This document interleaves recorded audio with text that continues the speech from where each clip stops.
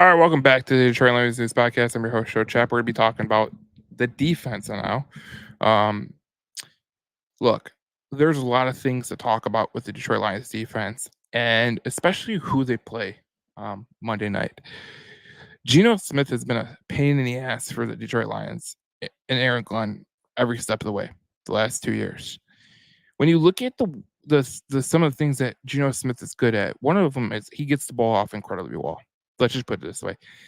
He doesn't need much time because he gets the ball off pretty quick. He's a very quick decipher of where he's gonna go, and he knows his route trees, and he knows where his players are gonna be. It's just football at its finest. Geno Smith, he didn't really do good in New York, but now he's really relishing in Seattle.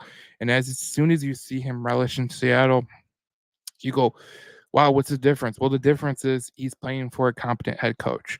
He's playing for, in this new head coach, he's playing for another competent head coach who's brought over some good players. So Seattle, they're a good team, man. They're a very, very good team offensively. They got players that they could really kick you, with DK Metcalf and Jackson Smith and the Jigba and Tyler Lockett. But besides those three, I mean, you got Kenneth Walker, Zach Charbonnet. But when you look at Detroit, I mean, their bread and butter is stopping the run. So they're going to make you one dimensional. They're going to make you throw. And with the way Aiden Hutchinson has been playing, that's going to be harder for, you know, Geno Smith to get some balls off. But all in all, Geno Smith does a damn good job at orchestrate and commanding that offense. And he really does a good job at trying to, orchestrate everything that's going to go down. So I like the way that Seattle has been running. But when you look at this statistic, this is a very, very key statistic I want you to look at, especially when you think about Aaron Glenn. Geno Smith has completed 73.5% of his passes against man coverage this season, making him one of the two quarterbacks to have completed at least 70% of such passage. Matchup: the Detroit Lions defense has played man coverage on 46% of opposing dropbacks this season, the second highest rate in the NFL. Carlton Davis has faced a league high of 15 targets as the nearest defender playing man coverage, allowing a league high 10 receptions for 136 yards and a touchdown, zero passes defense. If I am Seattle, you hope that Aaron Glenn plays man coverage. And if, if Aaron Glenn does play man coverage, Detroit's not winning this game. I don't know what it is about this man coverage. Obviously getting Carlton Davis, you thought, man, early on, you thought he would be the guy that would really push you over the top. But as we see right now, like he's struggling. He has zero passes defense. And Detroit they play a league high of man coverage against a guy who's one of the best against man coverage.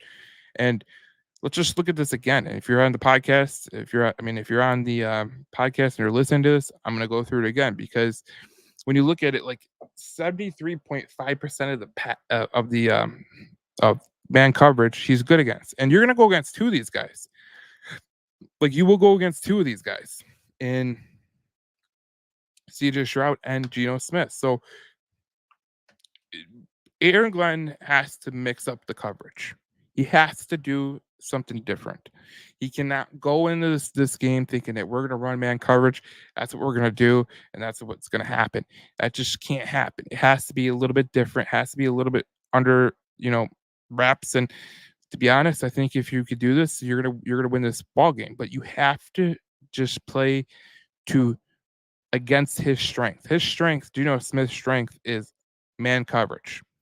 If he's playing in man coverage, it's pretty clear he is not the same quarterback because he's completing a high amount of plays against man coverage. So if Aaron Glenn wants to tempt fate and he wants to play this bully ball, he's going to have a rough time. One thing that could really turn this game upside down is the Aiden Hutchinson and the Stone Forsyth. Man, Aiden Hutchinson and Stone Forsyth. The Forsyth is the tackle for the Seahawks. He is not their starting tackle, but he is going to be playing against Aiden Hutchinson. And Aiden Hutchinson, we all know, has generated 15 pressures this season, tied for eighth most among 8 edge rushers. Hutchinson is one of is one of 4 players to at least generate 4 pressures a game in every game this season. Chase Young, Danielle Hunter, Jonathan Greenard. Hutch's most productive matchup this season came against Buccaneers right tackle Justin School, where he recorded 4 pressures and 3.5 sacks across 10 matchups. Stone Forsythe is replacing George Fant, who was recently placed on IR. Forsythe has struggled this season, allowing 13 pressures on 103 pass blocking snaps. He's given a 12.6 pressure rate and ranking 32nd among 35 right tackles, minimum 40 passes blocked. This right here is a little bit of the caveat into the defensive thing. Here is where Detroit could play man coverage because they know that Aiden Hutchinson can get to the quarterback. Lee McNeil is going to play. DJ Reader is going to play. Obviously, Marcus Danport's out, but you got Levi Enrique and Mekhi Wingo, who were one of the best pass rushers last week on the team. They're going to be able to go. Here's the thing. If you can get pressure on Geno Smith quickly, you're going to have a good time. If you play man coverage, you can't rush the passer, you're not going to have a good time. And when we look at this statistic right here, Smith has utilized play action on a league low 12% of dropbacks this season. Smith has been sacked once and completed 10 out of 12 passes for 83 yards and 13 such dropbacks. Last season, Smith averaged 10.2 yards per play action pass attempt, fifth most in the NFL.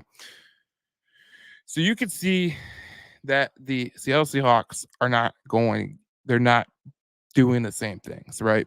They're not going and they're not playing. They're not doing play action. They're not going to do play action tomorrow because they know that Detroit's strength of their defense is the run defense.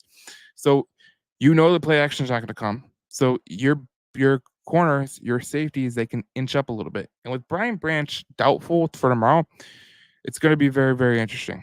It'll be very, very interesting the way that Detroit plays this, especially with zone coverage, how they play man coverage, how much they mix the coverages up, and obviously with the way Geno Smith has been so good at against man coverage, I don't think you're going to go against. I don't think you're going to fight fire with man coverage.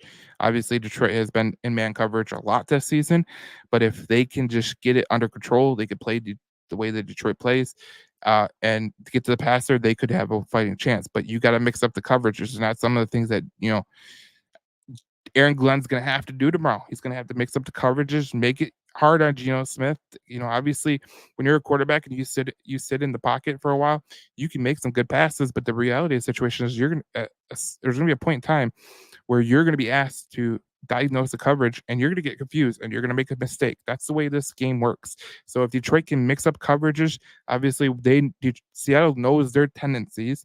Seattle knows what they're going to run. Obviously, Seattle knows who they're about. If you mix up coverages and you allow it to be little bit harder on Geno Smith, it's going to be a good day for the Detroit Lions. But they cannot run man coverage like they usually do if they want to beat Geno Smith because he is an elite player against man coverage. He can throw that ball. As one thing that Geno Smith does really, really well. He can throw that ball as good as anyone. And Geno Smith has been one of the best players in the league in terms of that. But it's going to be interesting the way Detroit plays defense against Geno Smith because this is one of the big points of the game. If Geno Smith is allowed to pass against man coverage, he might just tear you apart and you might get an offensive shootout. And the way that Detroit's offense has been stagnant through the first 4 weeks for the first 3 weeks of the season, it wasn't a good game against the it wasn't a good game against the Rams or Bucks or Cardinals. So Detroit's offense has been a little bit stagnant, and especially with no Rag now, especially with the injured Laporta, we presume is healthy, but we still think that there's a little bit of an injury. This is an interesting time for the Detroit Lions because the last thing you want to do is get involved in a shootout. That's the last thing you want to do.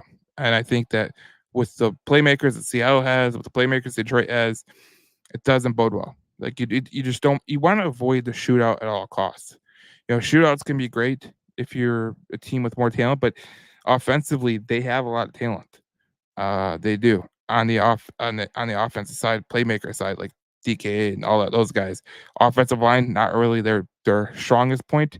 But if you look at their playmakers on the outside, the playmakers in the run back room, they're just on par with Detroit. They can make some people pay. So that's what I would look at. But the interesting matchup, obviously, is Geno Smith versus the Lions D in man coverage. And then you look at Hutchinson versus Stone Forsythe, who, Stone Forsythe has he struggled this season. There's no way to put it.